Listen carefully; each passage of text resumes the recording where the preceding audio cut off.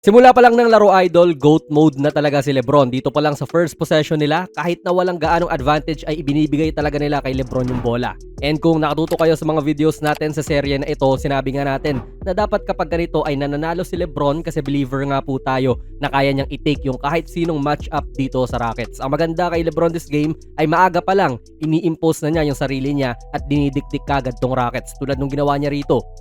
So ito talaga yung personally gusto kong makita, yung isang agresibong Lebron tulad ng fourth quarter ng Game 5, kaso talo sila nun. At nadala niya yan dito sa Game 6 early in the game, siya yung naging tone setter na kapag binigay mo yung bola sa akin dito sa poste, no matter what ay aatake ako kahit hindi man umiscore ay makakapag-create pa naman siya.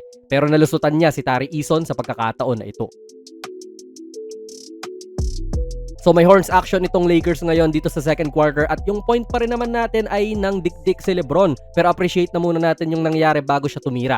Kasi habang hawak nga ni Lebron tong bola ay may split action na gagawin tong sina Hayes at Smart.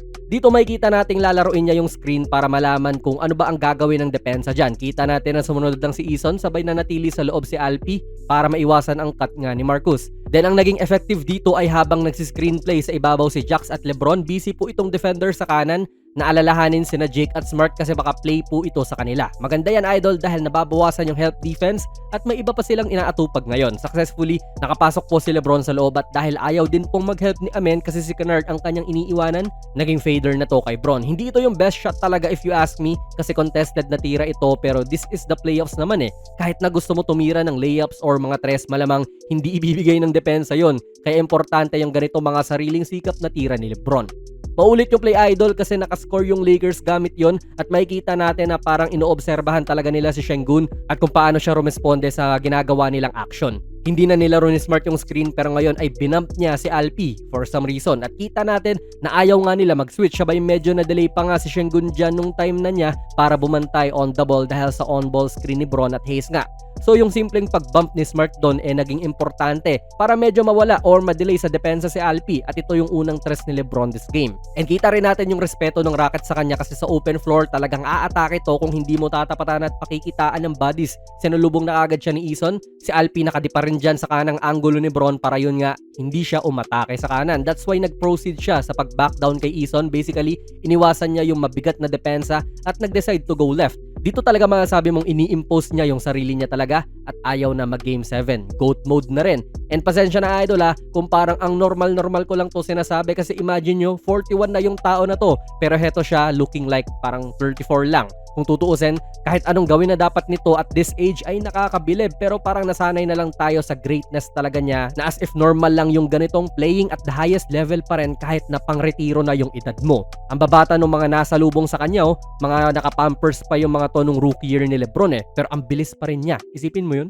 Then ito ang typical na matchup hunting ni Lebron kay Şengün. Sa buong serye idol, ginagawa na nila to kaya nga kanina nakikita natin na ayaw ng Rockets na mag-switch si Alpi sa mga mas mabibilis na player, be it on the ball or off the ball. Kasi ano ang nangyayari? Ito idol, iwan si Alpi, may help defense pa na dumating kaya mas notorious po na ma-foul si Lebron sa ganyan.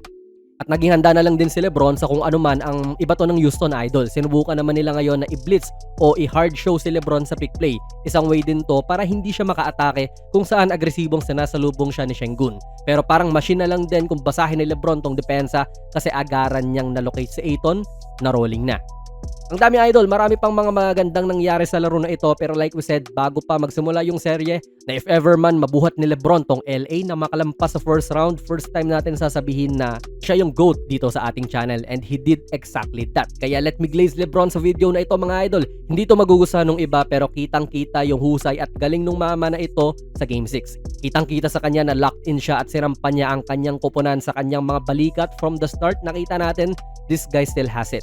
At sa larong ito, umiscore siya ng 28 points, 7 rebounds, and 8 assists to close out the Houston Rockets. Shoutout na rin sa mga teammates ko sa OBS Alumni Batch 2016.